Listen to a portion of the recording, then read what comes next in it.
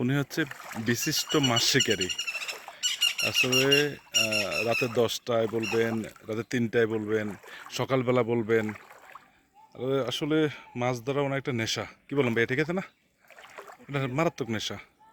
দেখেন এখন কি, এটা কোনো কথা? বন্যা হয়েছে তো আল্লাহ তাআলা মানুষ একটা নিয়ামত দিচ্ছে, এটা যাই ধরে নিতে পারেন। কিন্তু আপনি এই মাছগুলা একটা আনন্দ আনন্দ উৎসব করতেছে বড়া মৌসুমে, বড়া বর্ষায় পানি পেয়ে কত সুন্দর। আপনি মাছ ধরে খাচ্ছেন ভাই, এটা ঠিক না ভাই। এটাই ঠিক। দেখে ভাই, মাছগুলো ছোট তো ভাই, একটু বড় হতে দেন। এখন মানে অত্যাধুনিক সিস্টেমে মাছ ধরা হচ্ছে।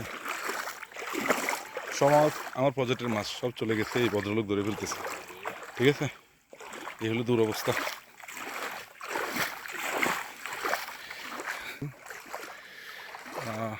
বন্যা হলো তো আসলে অনেকেই